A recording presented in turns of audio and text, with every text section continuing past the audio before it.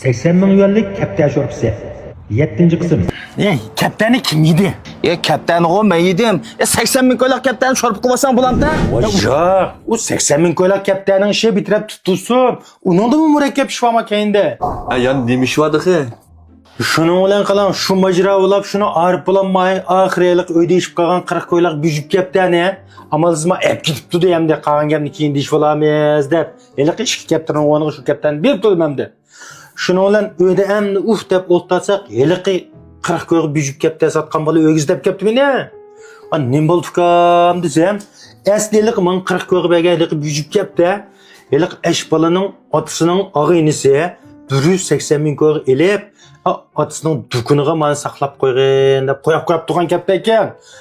Bola ushmay bu kaptani menga 40 ko'ylak setibdi. Bu çatak bo'libdi, darhol kaptani yondirib keldi deb ikkimiz palaqishma Anvar da bizning uyga bordik. Borsak, hali ikki kaptani biz berib qo'ygan uchun ma adash kavabda yeb bo'lgan gap pakiz. Şunlar u bola menga esirib oldi, ma 180 ming ko'ylak kaptani to'lab deb. Men deyman u kaptani men yemasa. Bu kaptan hikayede muştusa, bu tölemem tu muştunga dedim mi?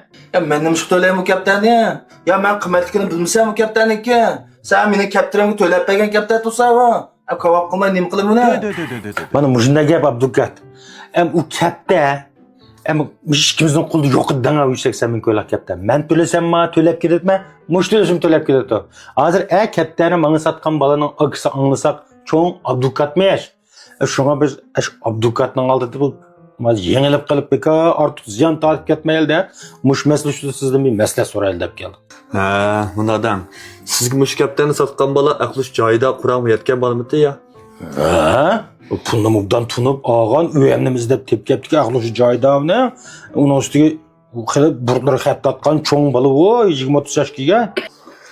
Tushundim. Unda olganda sizning orangızdagi ilm setimishlar to'liq ayrilish bo'pti. Endi o kaptani siz yemsiz yoki uchirib o'ynamsiz, uning bilan endi hech qanday munosabat qolmabdi. Demak, bu kaptanga qarata siz hech qanday to'lamsiz bo'ldi kerak degan gap. Lekin go'ynaki aksi Abdülkat emasmi? Man qilam, mayli aks advokat yoki dadasi so'chib ketsin, hech kim davlatimizning qonunini asl-ustun qilolmaydi. Siz xotirjam bo'ling. Jiq so'zlab usab mi ketdingiz elmi? Men oldim ichma. Oy, sizmi kam qolmang?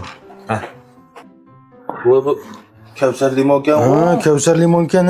Bu makina şu Kevser limon o'xshaydi deb bir ichimlikni olsam, bu boshqacha bir ism bor limon ichimlikka. Hey, bozorda limon ichimligi aynib ketdi qilamish. Laysdan tat potolkisi o'xshash ketdi. Lekin chapinni o'xshatgan bilan ishidikini o'xshatmadi. Ma Kevser limonning ta'mi boshqacha deb ma'noda haqiqiy 20% limon bor. Maddemin isilligini ayt. Siz mi bırakkansiz bununla? Ben mi yışıyla bekar okup içime bu kokakның yaman düşmanlık emasın bu? Onda o'z biz xotirjam bo'ldik Abdulkat. Amis biz sotga chaqirib qo'ysa xotirjam qatnashiy beramiz. Shunday qildi, Qolgan sotchi bo'lganidan keyin olib beraman. Ma'qul, rahmat amsa, Kavsar limon. Ma'qul. To'xtag'na. Buni bilan masala so'rab chiqdik. Mening kaptarimdan ichida qanday qilishimiz? Qash kaptani? Laqish sho'rp qilib menga yig'izayotgan 80 ming ko'ylak kaptani-chi. U kaptani o'zing yevit deb ish qilishni pak-pakiz. Meni to'lab bersan qimjam tamush gap. Qiziqmi ya sen? Kim seni o kaptan sho'rp qilvasin dedi? Kaptani kim yedi? Kaptani o men yedim. 80 ming ko'ylak kaptani sho'rp qilvasan bo'lamda? Unda degan olmay kaptansan yeb bo'lgan tursan. Voy bo'ldi. Sen bilan gap talashqim yo'q. Sen bilan sotni ko'rishlikmi? Sotda? Bak port qilvasanmi baribir. Ne qilvasan birimi? Bara qanday qilsa qilay, qanday.